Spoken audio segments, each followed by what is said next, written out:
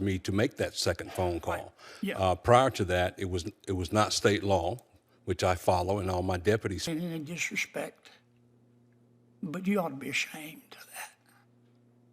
How can you possibly? The arc of the moral universe is long, but it bends toward justice. That line gets quoted in every hearing room in Washington, but this week the question was whose justice and who gets left outside of it. This Senate hearing ran for well over an hour, and we pulled the 7 minutes that everyone is talking about. A sitting United States senator asked an elected county sheriff if he needed water because, in his words, his pants were on fire. Kennedy read Birkhead's own published campaign promise to never cooperate with ICE and never honor detainers, and then he laid out the case of a deported gang member convicted of manslaughter who re-entered the country, was arrested twice more for violent crimes, and was sitting in the sheriff's jail while ICE begged the department to hold him, and both times the department refused. What makes this exchange devastating is not the theatrics, it is the fact that the sheriff could not reconcile his stated belief in public safety with a policy that released a convicted killer rather than hand him to the federal agents waiting to take him. My full breakdown comes at the end. Let's get into it.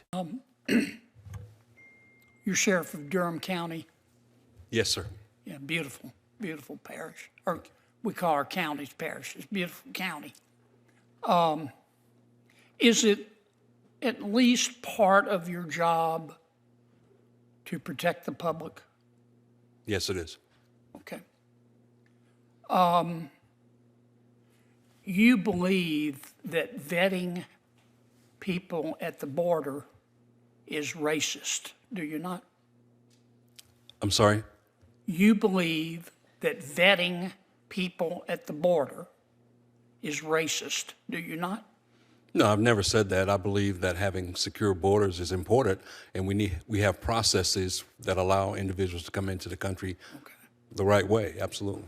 You believe that people should be able to violate federal immigration laws without consequences, don't you?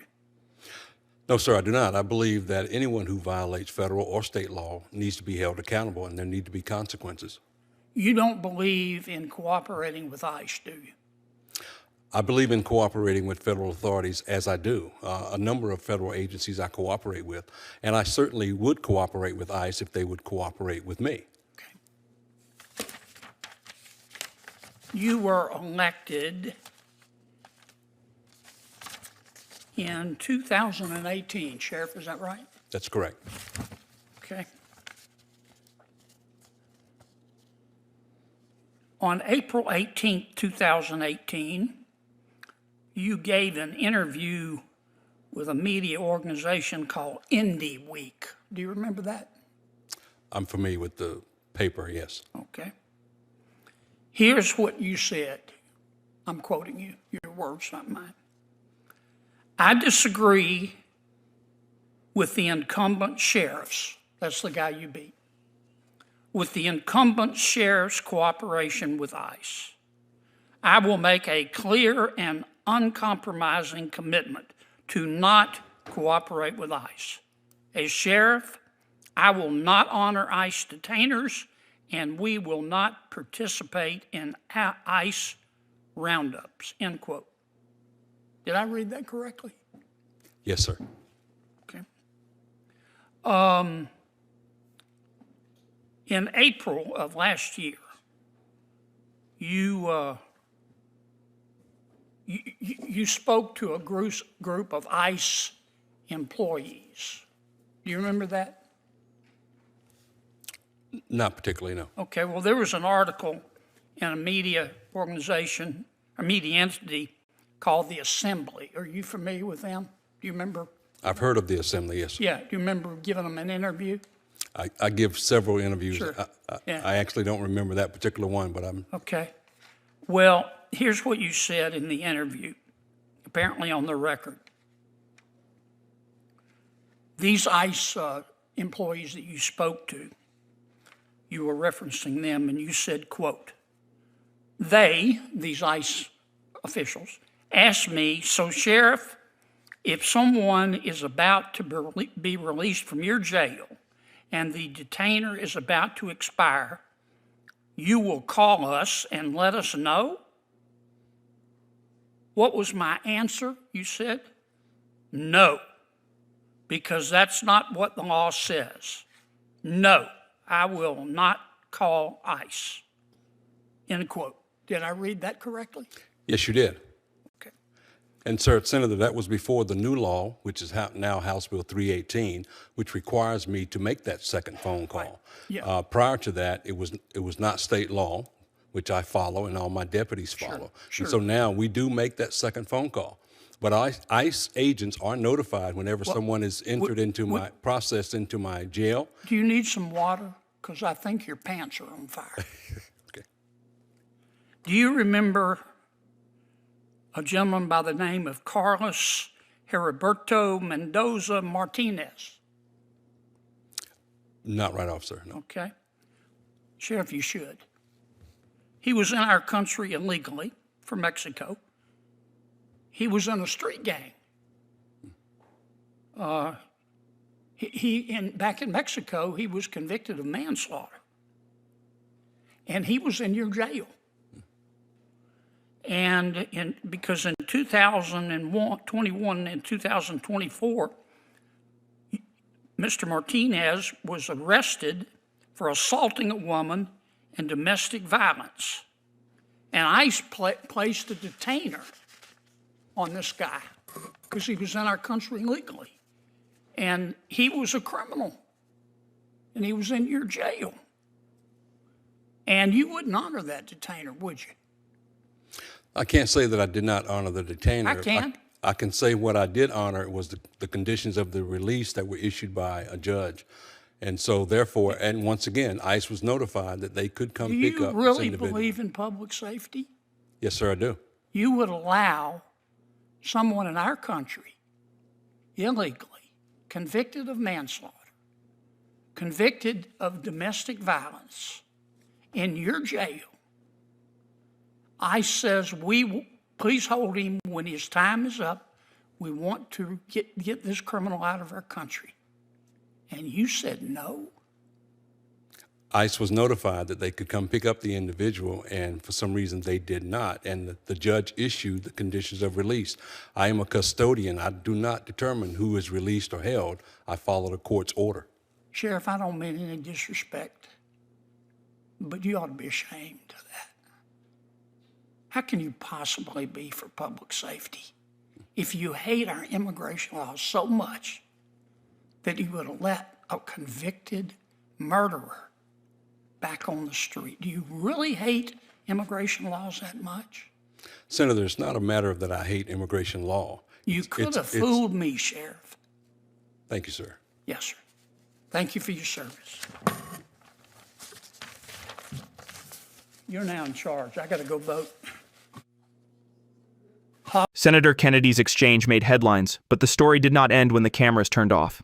ABC 11 reported that Sheriff Birkhead responded after the hearing by saying, "Contrary to what the senator said, my pants were not on fire. I was as cool as I always am under fire," and that in his view, ICE's tactics in Durham are, based on his training, illegal. What often gets lost in these hearings is that local sheriffs operate under state law, not federal preference. Birkhead told ABC 11 that ICE activity in Durham has declined significantly, raising the question of whether aggressive federal enforcement is actually making communities safer or simply making them afraid to cooperate with local police. The case Kennedy raised involves Carlos Mendoza-Martinez, a 31-year-old Mexican national convicted of manslaughter in 2010, who was deported in 2013 and subsequently re-entered the country illegally. The Independent Journal Review reported that Durham police arrested him twice for domestic violence, and in both incidents he allegedly possessed a handgun. This is a serious case, and no one disputes that, but IJR also reported that ICE identified Martinez as a member of the Nortenos street gang, and that both detainers placed on him were ignored by Durham County, which raises a harder question. What systemic failures allowed a deported individual to re-enter the country and re-offend in the first place? The Washington Examiner reported that sanctuary jurisdictions declined to turn over 17,864 individuals in police custody to ICE in 2025, out of 201,240 total detainers submitted nationwide. Those are significant numbers, but they also mean that 68.5% of jurisdictions are cooperating, which is rarely mentioned in hearings like this one. It is worth asking why certain jurisdictions refuse to cooperate. The Washington Examiner noted that detainer requests peaked at over 309,000 under President Obama in 2011, and the current numbers are actually lower, suggesting that the scale of the problem may be driven more by political framing than by a sudden change in local policy. Fox News reported that Boston rejected all 57 ICE detainer requests in 2025, a 100% rejection rate, up from just 15 in 2024. The Trump administration has filed a lawsuit against the city, but Boston's police commissioner Michael Cox explained that the policy exists so that immigrant communities feel safe reporting crime to local police. That is not a trivial concern. When immigrant communities fear that any contact with law enforcement could lead to deportation, they stop reporting domestic violence, theft, and even violent crime, which makes entire neighborhoods less safe for everyone, including citizens. North Carolina's legislature passed House Bill 318 over the governor's veto by a vote of 72 to 48 in the House and 30 to 19 in the Senate. The Daily Tar Heel reported that only one Democrat crossed party lines to vote for it, and the law now requires jails to hold individuals for an additional 48 hours when ICE issues a detainer. Civil liberties groups have raised concerns about whether holding someone beyond their scheduled release without a judicial warrant violates the Fourth Amendment. Multiple federal courts have ruled that ICE detainers alone are not sufficient legal authority to extend someone's detention, which is the legal backdrop that sheriffs like Birkhead operate within. The Durham County Sheriff's Office has maintained that it is not a sanctuary jurisdiction and follows all applicable state and federal laws. The question is whether following state law, which until HB 318 did not require ICE's cooperation, is the same as obstructing federal enforcement, and the answer depends entirely on who you ask. ICE confirmed that they eventually arrested Mendoza-Martinez in September 2025, a 33-year-old gang member sentenced to 44 to 62 months for involuntary manslaughter. The arrest happened, and the system ultimately did work, but the path it took raises legitimate questions about coordination between federal and local agencies.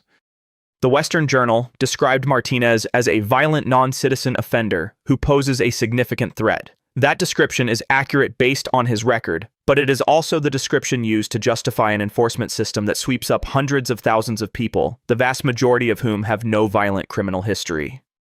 Kennedy asked Birkhead whether he really believes in public safety. It was effective theater, but it avoided the harder question: does America believe in due process for everyone, including people we are afraid of, or only for people who look like us? The data shows a complicated picture. 17,864 declined detainers alongside 68.5% compliance. A convicted offender who slipped through the cracks alongside millions of immigrants who commit no crimes. A federal government demanding local cooperation while simultaneously conducting raids that terrify entire communities. This country was built by immigrants, and the question has never been whether we should have borders, but whether we enforce them with justice or with cruelty. Subscribe, because this conversation is far from over.